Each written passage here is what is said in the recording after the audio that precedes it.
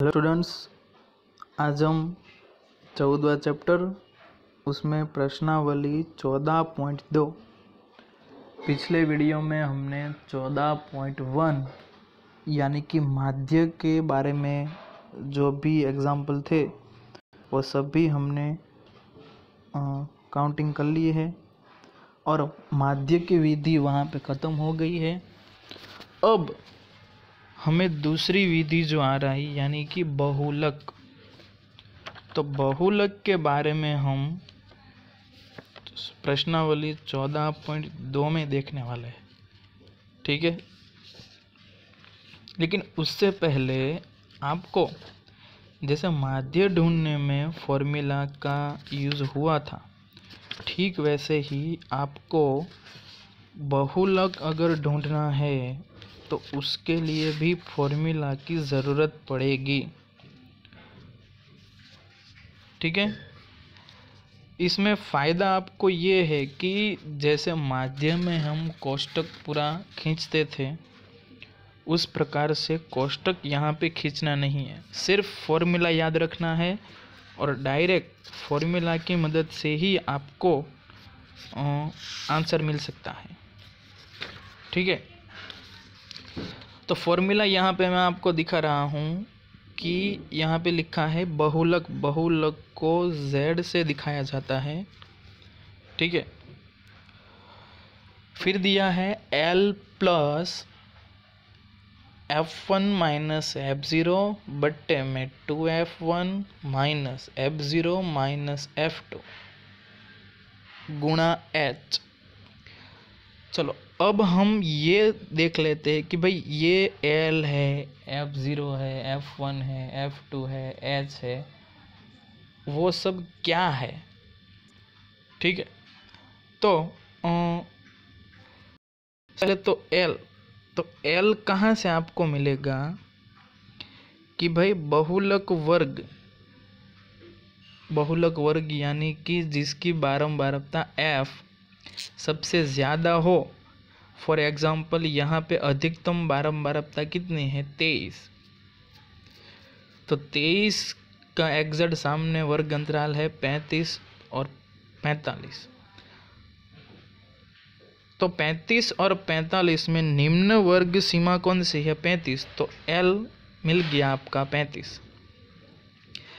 फिर H है वो वर्ग अंतराल का माप है, उसके बीच का डिस्टेंस, जैसे कि 5 से 15 तो कितना हुआ 10, तो H मतलब वर्ग लंबाई।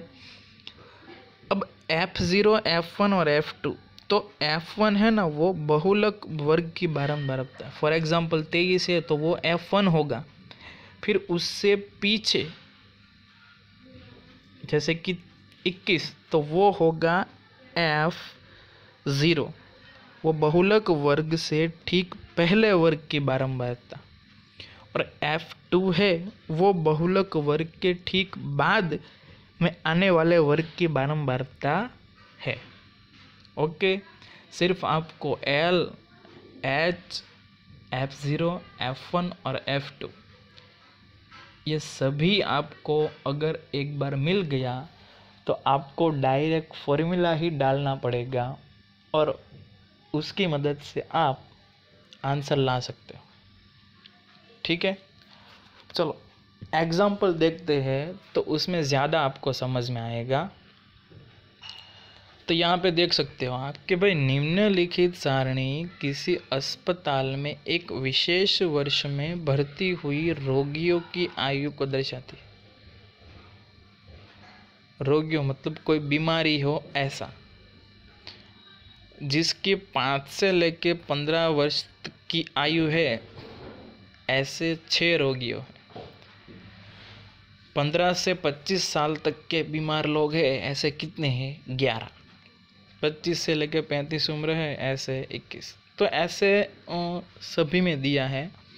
और आपको क्या बोला गया है देखो कि आंकड़ों के बहुलक और माध्य दोनों ही ज्ञात करने दिए। तो सबसे पहले हम बहुलक, तो बहुलक में मैंने कहा था कि बारंबारता सबसे अधिक बारंबारता कौन सा है, तो 23 के सामने एग्जैक्ट वर्ग अंतराल आ रहा है 35 और 45। तो एल मिल गया हमारा 35। एच कितना आएगा 10, क्योंकि उसके बीच का अंतर कितना है 10। अब F1 मतलब सबसे बड़े, तो मतलब 23, फिर उसके आगे वाला तो वो है F2, और उसके पीछे जो 21 है वो होगा F0। आपको जो चीज़ चाहिए थी वो सभी चीज़ इसमें मिल गई है। देख लो, L भी है आपके पास, F0 भी है, F1 भी है, F2 भी है। तो कुछ नहीं करना, आपको सिर्फ उसकी वैल्यू डालनी है। तो वैल्यू डालो, देखो 35 प्लस 23 मतलब F1 की जगह पे, F0 की जगह पे 21। फिर नीचे भी आप डाल सकते हो और H की वैल्यू। तो 35 प्लस 23 में से 21 गए तो 2, 23 दूनी 46 माइनस 21 माइनस 14। फिर इसका आप सॉल्यूशन करोगे तो आपका आंसर लास्ट में कितना आ रहा है 36.8। ओके, तो ये हो गया बहुलक। बहुलक पूरा इजी है, ठीक है। जैसे आप 9th में पढ़ चुके हो, उसमें भी इजी था कि भाई जो सबसे ज़्यादा बार आ रहा है वो हमारा बहुलक। ठीक वैसे ही इसमें सिर्फ आपको फॉर्मूला याद रखना है। देखो, अगर आपको फॉर्मूला याद नहीं है तो आप का आंसर आएगा नहीं, ठीक है। इसलिए सबसे ज़्यादा इम्पोर्टेंट है फॉर्मूला।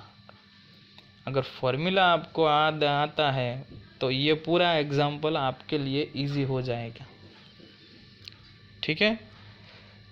चलो, अब माध्य भी ढूंढने को बोला है।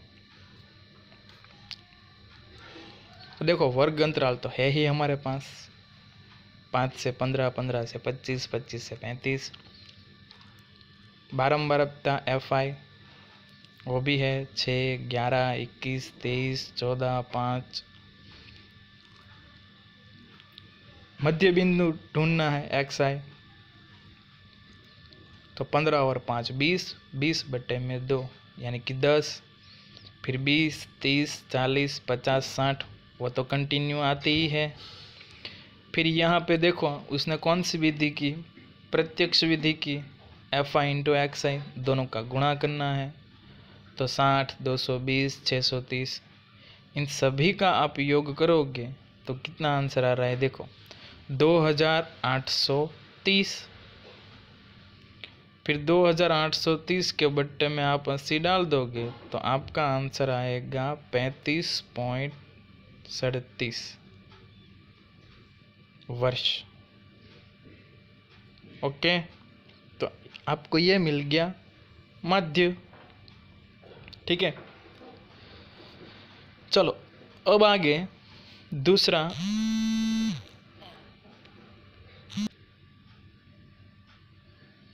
चलो, अब प्रश्न नंबर 2, निम्नलिखित आंकड़े 225 बिजली उपकरणों के प्रेक्षित जीवन काल की सूचना देते हैं। बिजली के उपकरण है, जैसे कि फॉर एग्जांपल LED बल्ब जैसा कुछ होगा, तो उसका जीवन काल मतलब वो कितना चला वो भी दिया है हमें घंटों में, मतलब कितने घंटे चला। तो देखो कि भाई 0 से लेकर 20 घंटों तक चला हो, ऐसे कितने हैं बल्ब 10। 20 से 40 घंटे तक चलने वाले बल्ब 35। 40 से 60 घंटे तक चलने वाले बल्ब 52। तो ऐसे सब में दिया है, ढूंढना है हमें बहुलक। तो कुछ नहीं, सबसे ज़्यादा बारंबारता किसकी है कि भाई कितना है 61। तो 61 का एग्जैक्ट वर्ग अंतराल कितना है 60 से 80। तो हमारा L मिल जाएगा 60। और माप H देखो डिफरेंस कितना है 20 का, तो H कितना आएगा 20, ठीक है। अब F1 भी हमें मिल जाएगा कितना 61। अब आगे वाला तो F2 तो वो 38 और उसके पीछे वाला यानी कि 52। सभी चीज़ हमारे पास है ही। फॉर्मूला डाला, फॉर्मूला में वैल्यू डाल दी, तो लास्ट में आपका बहुलक जीवन काल आ रहा है 65.625 घंटे। ठीक है, ये पूरा बहुलक इजी है, इसमें कुछ नहीं है भाई। ठीक है, लेकिन वो तब इजी लगेगा जब आप खुद प्रैक्टिस करोगे। अगर आप प्रैक्टिस कर ही नहीं रहे हो और सिर्फ वीडियो देख रहे हो तो कुछ नहीं होगा भाई। ठीक है, इसलिए सिर्फ वीडियो को देखो मत, आप खुद भी कोई एग्जाम्पल सॉल्व करो टेक्स्ट बुक के, और फिर इसके साथ मैच करो कि आंसर आ रहा है कि नहीं आ रहा है। अगर आंसर आ रहा है तभी आप ये मानो कि भाई मुझे जो वीडियो मैंने देखा वो समझ में आया। ठीक है, प्रैक्टिस के बिना आप नहीं कह सकते हो भाई मुझे मैथ्स आ रहा है। ओके, चलो नेक्स्ट तीसरा कि भाई निम्नलिखित आंकड़े किसी गांव के 200 परिवार के कुल मासिक घरेलू व्यय के बंटन को दर्शाते हैं। इन परिवारों का बहुलक मासिक व्यय ज्ञात कीजिए, साथ ही माध्य मासिक व्यय भी ज्ञात कीजिए। दो चीज ढूंढनी है यहाँ पे, बहुलक और माध्य। क्या है कि भाई 1000 से लेके 1500 रुपयों का कुल मासिक खर्च हो, ऐसे परिवार कितने हैं 24। 15 से लेके 2000 तक का खर्च हो ऐसे 40 परिवार, 2000 या 25 हो ऐसे 33। तो ऐसे सभी दिए है। तो यहाँ पे अधिकतम बारंबार था 40, तो L मिल जाएगा उसमें 1500 और F1 मिल जाएगा 40। फिर उसके बीच का डिफरेंस वर्ग लंबाई H मतलब कितना है 500। फिर F1 वो तो 40 मिल ही गया है, F0 होगा 24 और F2 होगा कितना 33। फॉर्मूला डालो, फॉर्मूला के अंदर उसकी वैल्यू आप डाल दोगे L, F0, F1, F2 और H, तो आपको लास्ट में आंसर मिल जाएगा। कितना आंसर आएगा 1847.23, 1847.23, ये आपका आंसर मिल जाएगा। ठीक है, अब हमें ये भी कहा गया है कि भाई इसमें आप माध्य भी ढूंढो, तो वर्ग अंतराल भी है, बारंबारता भी है, तो इन सभी का आप योग करोगे तो वैसे तो दिया ही है, लेकिन योग करोगे तो कितना होगा 200।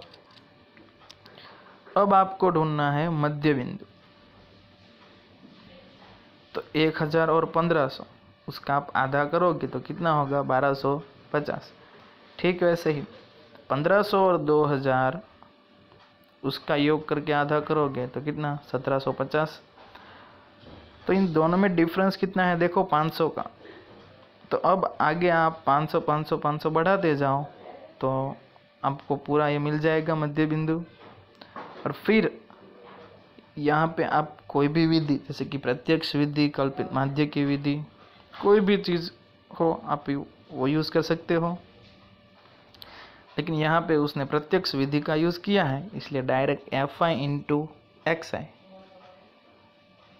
तो देखो गुणा किया तो 30,000, 70,000, 74,250, 77,000, 97,500, इन सभी का योग करने पर लास्ट में आंसर आ रहा है 5,32,500। फिर हम माध्य का सूत्र डालेंगे कि सिग्मा Fi इंटू एक्स आई बट्टे में F, तो 5,32,500 उसके बट्टे में कितना आएगा 200, 0 0 कट जाएंगे, तो फिर 5,325 का आप आधा करोगे तो आपको आंसर मिलेगा 2,662.5। ओके,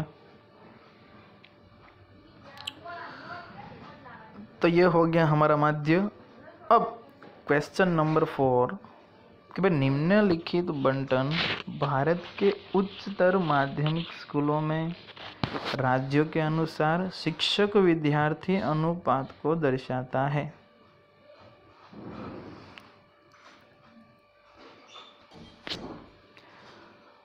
तो आपको इस एग्जाम्पल में भी बहुलक और माध्य दोनों ज्ञात करना है।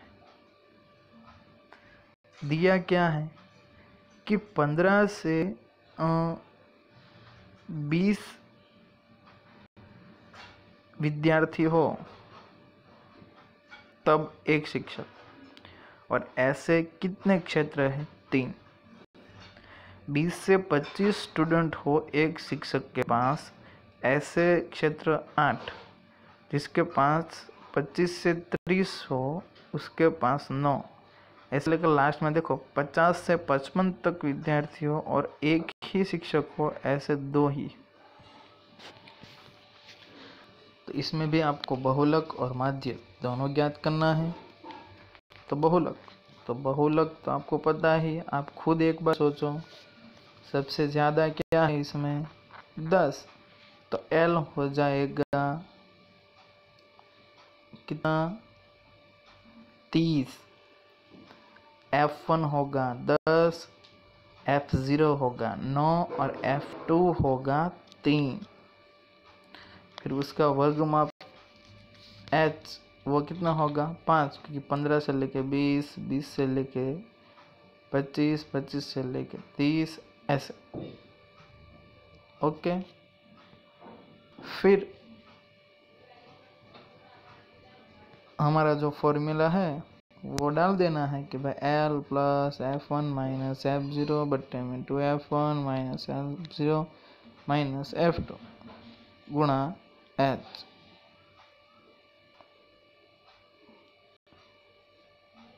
फिर आपको जो वैल्यू मिली है वो वैल्यू आप डाल दोगे तो आपका आंसर मिल जाएगा। और कितना आंसर आ रहा है? 30.62।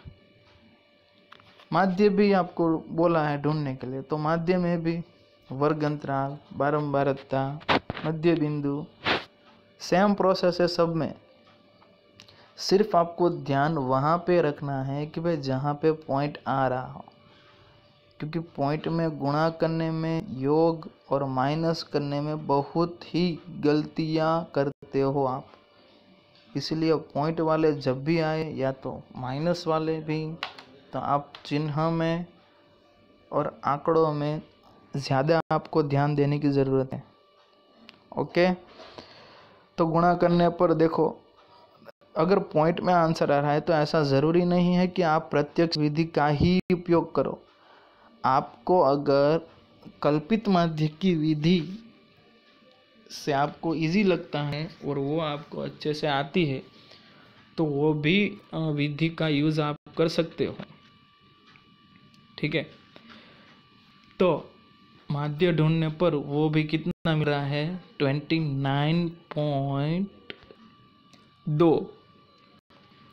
29.2 इस एग्जाम्पल का आंसर मिल रहा है। ओके,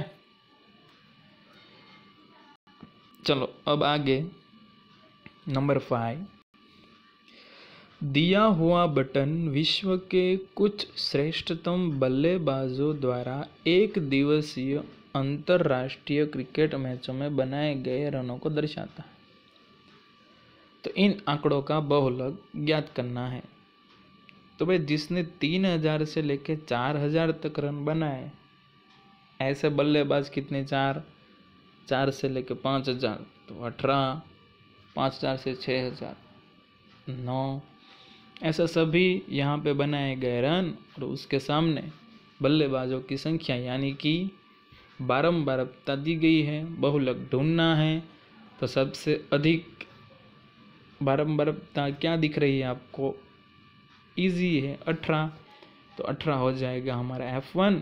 बहुलक वर्ग होगा 4000 से 5000, तो उसमें 4000 है, वो है हमारा L, और H है H, तो h में भी आप देख सकते हो कि कितना डिफरेंस है दोनों के बीच में, 1000।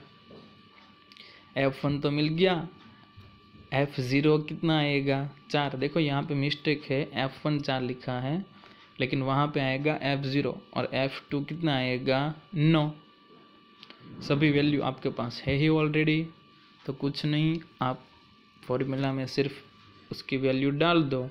वैल्यू डालने पर आपको आंसर कितना मिलेगा, 4608.7।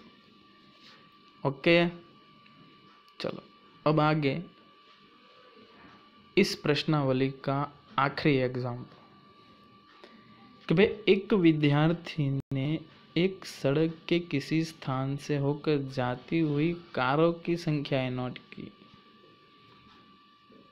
एक बच्चा है, फ्री होगा तो वो सड़क पे कोई अच्छा सा बैठने की जगह मिले, वहाँ पे बैठ गया। तो फिर उसने क्या किया कि भाई सड़क से जितनी भी कारें गुजरती है उसकी संख्या नोट डाउन की, ठीक है। और प्रत्येक प्रेक्षण 3 मिनट के अंतर में उस स्थान से होकर जाने वाली कारों की संख्या से संबंधित है। ऐसे 100 अंतरालों पर प्रेक्षण लिए गए। कितने अंतराल है? 100। यानी कि कारों की संख्या 0 से 10 हो तो ऐसी कितनी बारंबारता? 7। 10 से लेके 20 हो, ऐसे कितने? 14। ऐसा दिया है पूरा। ढूंढना है हमें सिर्फ बहुलक। तो सबसे ज़्यादा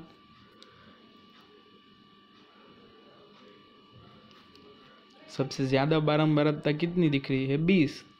तो F1 होगा वो 20, L होगा 40, F1 होगा 12 और F2 होगा 11। फॉर्मूला डालो, फॉर्मूला के अंदर आप वैल्यू डालोगे तो आपका आंसर लास्ट में बचेगा 44.70। ठीक है, तो ये हो जाएगा आपका आंसर। और यहाँ पे हमारी दूसरी विधि जो बहुलक है वो भी खत्म होती है और प्रश्नावली 14.2 भी यहाँ पे खत्म होता है। ठीक है, आपको ये पूरी प्रश्नावली एक बार जो हमारी फेयर बुक है उसमें और एक बार जो रफ बुक होती है उसमें आप प्रैक्टिस करके मुझे दिखाओगे कल। ठीक है, और प्रैक्टिस अगर आपको सभी एग्जाम्पल आते हैं और अगर आपके पास प्रैक्टिस वर्क है, बुक आती है प्रैक्टिस वर्क की, तो प्रैक्टिस वर्क में भी कई सारे क्वेश्चंस दिए गए हैं आपके प्रैक्टिस के लिए। अगर ये बुक के आपको क्वेश्चन सभी आ रहे हैं तो ही आप प्रैक्टिस वर्क के एग्जाम्पल को सॉल्व कर सकते हैं। ठीक है, कहीं ऐसा ना हो कि भाई टेक्स्ट बुक के एक भी एग्जाम्पल आ नहीं रहे और आप प्रैक्टिस वर्क में ही लगे हो, तो ये चीज़ नहीं होनी चाहिए। तो ये पूरी प्रश्नावली आपको नोट डाउन करनी है, पूरी बुक में लिखनी है। ठीक है, फॉर्मूला के साथ। और मेन इम्पोर्टेंट चीज़ इस चैप्टर में है फॉर्मूला याद रखना। ठीक है, और बाकी किसी को भी कोई क्वेश्चन समझ में ना आए या तो परेशानी हो तो वो कभी भी पूछ सकता है, लेकिन आपको प्रैक्टिस कंटिन्यू रखनी है। ठीक है, अब नेक्स्ट वीडियो में हम माध्यक के बारे में डिस्कशन करेंगे। फिर हमारी तीनों विधियाँ भी खत्म और हमारा ये 14वां चैप्टर जो सांख्यिकी है वो भी ख़त्म हो जाएगा। ओके, तो आज के लिए इतना रखते हैं। अगले वीडियो में हम प्रश्नावली 14.3 सीखेंगे। Okay, thank you.